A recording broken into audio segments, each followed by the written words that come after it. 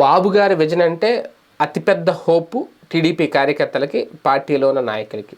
కానీ ఆ vision burst అయిపోతే ఖచ్చితంగా టీడీపీ బ్లాస్ట్ అయిపోతుంది అనేది ఇప్పుడు అదే ఒక అతిపెద్ద చర్చ. దీనికి కారణం పొత్తులు పెట్టుకోవడం, బీజేపీని కలుపుకోలేకపోవడం, వైసీపీ నుంచి వస్తున్న వాళ్ళని చేర్చుకున్న వాళ్ళకి అవకాశాలు లేకపోవడం, సీట్లు ఖాళీ లేకపోవడం. ఒక రకంగా ఒక విజనరీ, అద్భుతమైన విజనరీ ఉంటే రాష్ట్రానికి సంబంధించిన విజనరీ సంగతి తర్వాత విషయం. ముందు పార్టీకి సంబంధించి ఒక విజన్ ఉండాలి. ఆ పార్టీకి సంబంధించి ఒక విజన్ ఉన్న నాయకుడు చంద్రబాబు నాయుడు అని అనిపించుకున్నప్పుడు ఖచ్చితంగా రాష్ట్రానికి సంబంధించి కూడా అద్భుతమైన విజన్తో ముందుకు వెళ్తారు అని చెప్పి ఆ పార్టీలో ఉన్న నాయకులకి ఒక నమ్మకం కుదురుద్ది, ప్రజలకి నమ్మకం కుదురుతుంది. కానీ ఇప్పుడు పార్టీలో ఉన్న నాయకులకే సర్ది చెప్పుకోలేని పరిస్థితి. పార్టీలో ఇప్పుడు ఎవరికి ఎక్కడి నుంచి ఏ సీట్ ఇస్తే ఎక్కడి నుంచి తిరుగుబాటు మొదలవుతుందో అని భయపడుతున్న పరిస్థితి.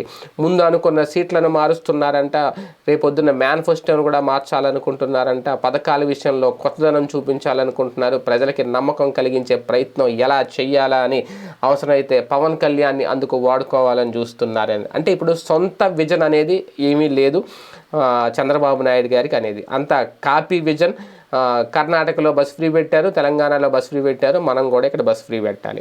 ఆల్రెడీ అమ్మఒడి పథకం ఇస్తున్నారు, వాళ్ళ ఇంట్లో ఒకరికి ఇస్తున్నారు, మేము దాన్ని తల్లికి వందనంగా మార్చి ఇంట్లో ఎంతమంది ఉంటే అంతమందికి ఇచ్చేస్తాం. ఇలాగ మరి ఇవన్నీ 2014లో ఎందుకు చేయలేదు? ఇంతకుముందు అధికారంలో ఆంధ్రప్రదేశ్లో ఎక్కువగా ఉన్నది జగన్మోహన్ రెడ్డి గారా లేదంటే చంద్రబాబు నాయుడు గారా? అన్ని రోజులు అధికారంలో ఉన్నప్పుడు పిల్లల్ని బడికి పంపించాలి, వాళ్ళకి ఖర్చుల కోసం ఇంట్లో డబ్బులు ఇవ్వాలి, వాళ్ళని పనికి పంపించకుండా ఉండాలి అంటేనే ఏడాదికి 15,000 రూపాయలు చొప్పున తల్లిదండ్రులకి ఇస్తే వాళ్ళు వీళ్ళతో కష్టపడకుండా బడికి పంపిస్తారనే ఆలోచన అప్పుడు ఎందుకు రాలేదు? ఇప్పుడు జగన్మోహన్ రెడ్డి గారు పెట్టారు కాబట్టి అమ్మఒడి అని దాన్ని తల్లికి వందనంగా అని మార్చేసి డబ్బులు ఇచ్చేస్తాం, మీ ఇంట్లో ఎంతమంది ఉంటే అంతమందికి ఇచ్చేస్తాం.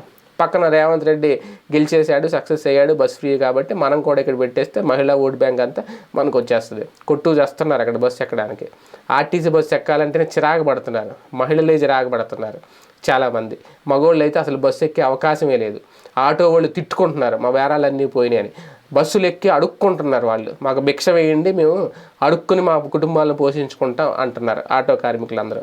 రేపొద్దున అదే పరిస్థితి కూడా ఆంధ్రప్రదేశ్లోకి వస్తుందా? ఖచ్చితంగా దాన్ని తీసుకురావాలనుకుంటున్నారా?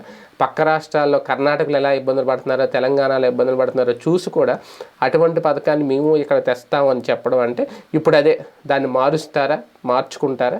అలాంటి విషయాల్లో అంటే ఆ నిర్ణయాలు కనుక తీసుకోకపోతే ఎన్నికల ముందు ఒక సరైన లేదు మేము ఇలాగే ఉంటామంటే అదే రేపొద్దున్న పెద్ద దెబ్బ అవుతుంది అనేది. అందుకే విజన్ బ్లాస్ట్ అయితే ఖచ్చితంగా టీడీపీ కూడా బరస్ట్ అయ్యే ప్రమాదం ఉంటుంది అంటున్నారు రాజకీయ విశ్లేషకులు. చంద్రబాబు నాయుడు గారు మరి ఆలోచన మార్చుకుంటారా, ఇలాగే కంటిన్యూ అవుతారా చూద్దాం.